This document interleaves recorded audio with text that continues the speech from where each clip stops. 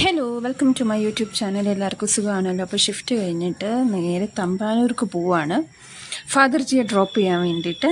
ഇന്ന് രാവിലെ തന്നെ ഫാദർജി നാട്ടിൽ പോവാണ്. സോ ഞാൻ പോകുന്ന വഴിക്ക് ഭയങ്കര പൊടി, രാവിലെ ആണെങ്കിലും വണ്ടിയൊക്കെ പോയി നല്ല പൊടിയാണ്. സോ ഹെൽമെറ്റ്, അയ്യോ പറഞ്ഞോളെ, ഹെൽമെറ്റ് ഞാൻ വെച്ചില്ലേ. ഹെൽമെറ്റ് രാവിലെ വെക്കാതെയാണോ?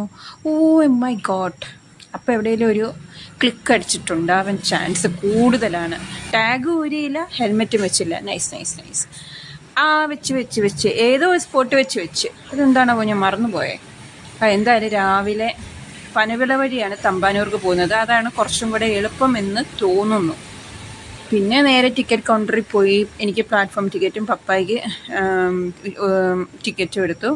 ശബരിയാണ്, ഓടുകയാണ് ശബരി പിടിക്കാൻ വേണ്ടിയിട്ട്. സ്ലീപ്പറിന് ഞാൻ ഓൺലൈനിൽ നോക്കിയിട്ട് സീറ്റ് അവൈലബിലിറ്റി ഇല്ലായിരുന്നു. 80-85 ഒക്കെ ആയിരുന്നു കിടക്കുന്നത്. പിന്നെ വർക്കല എത്തിയപ്പോഴത്തേനും സീറ്റ് കിട്ടിയെന്നാണ് പറയുന്നത്. ഇത് ജോലിക്കാരുടെ ഒരു ട്രെയിനാണല്ലോ, വേണാട് പരശു സ്ലീപ്പർ എന്നൊക്കെ പറയുന്നത്. അപ്പോൾ അത് ഓരോ ഡെസ്റ്റിനേഷൻ അങ്ങോട്ട് പോകും തോറും സീറ്റ് കാലിയാവുന്നുണ്ട്. സോ ഫാദർജിയോട് 2 വർത്താനമൊക്കെ ഇങ്ങനെ പറഞ്ഞിട്ട് ഫാദർജിയെ ടാറ്റ ബൈ പറഞ്ഞ് ഞാനിങ്ങനെ വിട്ടിട്ട് പ്ലാറ്റ്ഫോമിൽ കൂടെ നടക്കുകയാണ്. രാവിലെ പ്ലാറ്റ്ഫോമിൽ കൂടെ നടക്കാൻ നല്ല രസമുണ്ട്.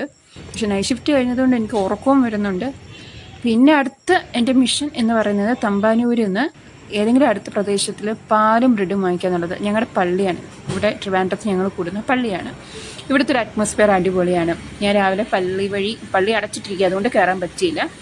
എന്തായാലും പള്ളിയുടെ പുറത്ത് നിന്ന് പള്ളിയൊക്കെ ഒന്ന് കണ്ട് തിരിച്ച് ചാക്ക വരെ വരേണ്ട വന്നു എനിക്ക് 2 പാലും ബ്രെഡും ബട്ടറൊക്കെ വാങ്ങിക്കാൻ വേണ്ടി. ഒരു ഒറ്റ കട തമ്പാനൂരിൽ നിന്ന് ഇവിടം വരെ തുറന്നിട്ടില്ല. അതെന്താണെന്ന് ചോദിച്ചാൽ അറിഞ്ഞൂടെ, രാവിലെ ഇതൊന്നും തുറക്കാറില്ല എന്തോ.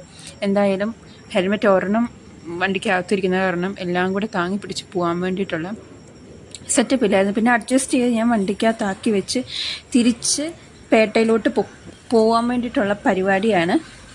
വീട്ടിലെത്തിയപ്പോഴത്തേനും ശരിക്കും ഞാൻ ഏതാണ്ട് വലിയൊരു യാത്ര കഴിഞ്ഞിട്ട് തിരിച്ചെത്തുന്ന ഒരു ഫീലായിരുന്നു. എനിക്ക് എങ്ങനെയാലും വീട് കണ്ടാൽ മതി, മുറി കണ്ടാൽ മതി, കട്ടിൽ കണ്ടാൽ മതി എന്നുള്ളൊരവസ്ഥയിലായി.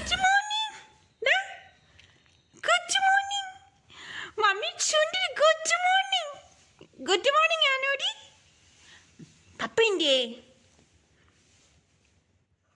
നീ എന്തിനാ വെളുപ്പിനെ 4 മണിക്കൊക്കെ എണീറ്റ് ബഹളം ഉണ്ടാക്കുന്നേ? ആണോ? അങ്ങനെ സോളുവിനെ കളിപ്പിച്ചു. ഞാൻ കുളിച്ചു, ഫ്രഷായി. ഇനിയിപ്പം വേറെ പരിപാടി ഒന്നുമില്ല, ബ്രേക്ക്ഫാസ്റ്റ് കഴിക്കാൻ കിടക്കില്ല. രാവിലത്തെ പരിപാടിയൊക്കെ കഴിഞ്ഞ് ഉറങ്ങാൻ പോവാണ്. ഇപ്പം ഏതപ്പം കോതമംഗലം എന്നുള്ള പരുവത്തിലായി. എൻ്റെ റിലേയൊക്കെ ഇങ്ങനെ പോയിട്ടിരിക്കുക. ഉറങ്ങാതെ ഇനി ഒരു രക്ഷയില്ല. ഒരടി മുന്നോട്ട് പോകാൻ ഇനി പറ്റത്തില്ല ഉറങ്ങാതെ. സോ ഞാൻ ഉറങ്ങി എണീറ്റിട്ട് കാണാം. ഹലോ, ഭക്ഷണം എല്ലാം കഴിച്ചിട്ട് ഞാനിങ്ങനെ ഇരിക്കുകയാണ്. അയ്യോ, റീലേ കിട്ടുന്നില്ല. മാണ്ട് കിടന്നു, നല്ല ഉറക്കമായിരുന്നു. അയ്യോ, നല്ല വൈബ്. ബാൽക്കണിയിൽ ഇങ്ങനെ ഞാൻ ഇരിക്കുകയാണ്. നല്ല കാറ്റാണ്, പക്ഷെ അപാര ചൂടുമുണ്ട്. വീട്ടിനകത്ത് ഇരിക്കുന്നതുകൊണ്ട് വെയിലിൻ്റെ കാഠിന്യം അറിയുന്നില്ല. നല്ല കാറ്റുണ്ട്. ഇനിയിപ്പം ഭക്ഷണമെല്ലാം കഴിച്ച് കുറച്ച് നേരം റെസ്റ്റ് എടുക്കണം. രാവിലെ തൊട്ട് റെസ്റ്റ് ആയിരുന്നു, ഉറക്കം തന്നെ ഉറക്കം. നൈറ്റ് ഷിഫ്റ്റ് കഴിഞ്ഞ് എത്ര നേരം ഉറങ്ങിയാലും ഉറക്കം മതിയാവുന്നില്ല. ബിക്കോസ് 12 hours കൂടെ വർക്ക് ആയതുകൊണ്ട്, നമ്മുടെ ഷിഫ്റ്റ് ടൈം 12 hours കൂടെ ആയതുകൊണ്ട് എത്ര ഉറങ്ങിയാലും മതിയാവത്തില്ല. അങ്ങനെ പിന്നെയും കിടക്കും. പക്ഷെ ഒരുപാട് ഉറങ്ങിക്കഴിഞ്ഞാലും ക്ഷീണം കൂടത്തേ ഉള്ളൂ. കൃത്യസമയത്ത് ഉറങ്ങി എണീക്കുന്നതാണ് ഏറ്റവും ബെറ്റർ. രാത്രി ഉറങ്ങി രാവിലെ എണീക്കുന്നതാണ് ഏറ്റവും നല്ലത്, ബയോളജിക്കലി ടൈം അതായതുകൊണ്ട്. പക്ഷെ നമ്മൾ ഫോഴ്സിബിളി ബോഡീനെ അങ്ങനെ വർക്ക് ചെയ്യിപ്പിക്കുകയാണല്ലോ. അപ്പോൾ എത്ര ഉറങ്ങിയാലും രാവിലെ തൊട്ട് രാത്രി വരെ ഉറങ്ങിയാലും ക്ഷീണം മാറത്തില്ല. അപ്പോൾ ഇനിയിപ്പം 4 മണിയൊക്കെ ആകുമ്പോൾ ഒന്ന് പുറത്ത് പോകണം. മമ്മിയും കുട്ടി ജസ്റ്റ് ഒരു ഷോപ്പിങ്ങും കറക്കമൊക്കെ, അങ്ങനെയൊക്കെയാണ് കാര്യങ്ങൾ. അപ്പോൾ നമുക്ക് വൈകുന്നേരം കാണാം.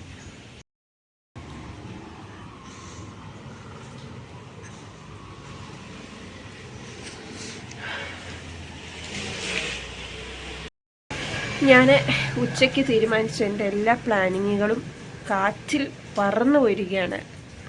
എൻ്റെ പ്ലാനിങ്ങിനെ എല്ലാം കാറ്റിൽ പറത്തിക്കൊണ്ട് ഒരു വിട്ടുവീഴ്ചയില്ലാതെ മഴ പെയ്തുകൊണ്ടിരിക്കുകയാണ്. സോ കൊതുക് അപ്പം വിട്ടുവീഴ്ചയില്ലാതെ പെയ്തുകൊണ്ടിരിക്കുന്ന മഴ, പുറത്തു പോകാൻ പറ്റത്തില്ല. റാപ്പിഡോ പിടിച്ച് പോകാമെന്ന് വിചാരിച്ചാൽ നനയാൻ എനിക്ക് വയ്യ. ഇൻ കേസ് ഇപ്പോൾ ജലദോഷത്തിൻ്റെയും പനിയുടെയും സമയമാണല്ലോ, എവിടെ നോക്കിയാലും ജലദോഷവും പനിയുള്ളവരാണ് ചുറ്റും. അപ്പം ഒന്നാമത് മഴക്കാലമാണ്. കഴിഞ്ഞ വർഷം ഡെങ്കു ഒക്കെ ഇങ്ങനെ വന്നു പോയി. ഞാനൊരു പരുവത്തി ഇന്ന് രക്ഷപ്പെട്ട് വരുന്നതേ ഉള്ളൂ. അപ്പം ഇനി വീണ്ടും വെള്ളത്തിലിറങ്ങി വേറെ വല്ല അസുഖങ്ങൾ പിടിക്കാൻ എനിക്ക് ഒട്ടും താല്പര്യമില്ല. എനിക്ക് ഇമ്മ്യൂണിറ്റി വളരെ കൂടുതലായതുകൊണ്ട് ഒരു തുമ്മൽ വന്നാൽ അപ്പോൾ എനിക്ക് ജലദോഷമാകും. ഞാനപ്പം മാക്സിമം പുറത്തിറങ്ങാതെ, ഇങ്ങനെ മഴക്കാലത്ത് പുറത്തിറങ്ങാതെ വീട്ടിൽ കുത്തിരിക്കുന്നതാണ് എനിക്കും നല്ലത്, എൻ്റെ ആരോഗ്യത്തിനും നല്ലത്. ബൈ ഈ മാസം അവസാനം വീണ്ടും എനിക്ക് കൊച്ചിക്ക് പോകണം. അപ്പം വലിയ തട്ടും മുട്ടും ഇല്ലാതെ ആരോഗ്യം സൂക്ഷിച്ചാൽ എനിക്ക് പോകണം. അപ്പോൾ എനിക്കിനി വേറെ വീഡിയോസൊന്നും എടുക്കാനില്ല. എൻ്റെ വ്ലോഗ് ഞാൻ വൈൻഡപ്പ് ചെയ്യാണ്. കൊച്ചു വ്ലോഗായിരുന്നു, അറിഞ്ഞൂടാ, ഇനി എഡിറ്റ് ചെയ്ത് വരുമ്പോൾ അറിയാം എത്ര മിനിറ്റ്സ് ഉണ്ടെന്നുള്ളത്. സോ എൻ്റെ വ്ലോഗ് കണ്ടവർക്കും കാണാൻ ഇഷ്ടപ്പെടുന്നവർക്കും ഇഷ്ടപ്പെടാത്തവർക്കും എല്ലാവർക്കും താങ്ക് യു സോ മച്ച്. അടുത്ത വ്ലോഗിൽ കാണാം കേട്ടോ. അതുവരേക്കും ടാറ്റ. ഇനിയുള്ള വ്ലോഗ് മിക്കവാറും ഒരു കുക്കിംഗ് വ്ലോഗാണ്, അതോ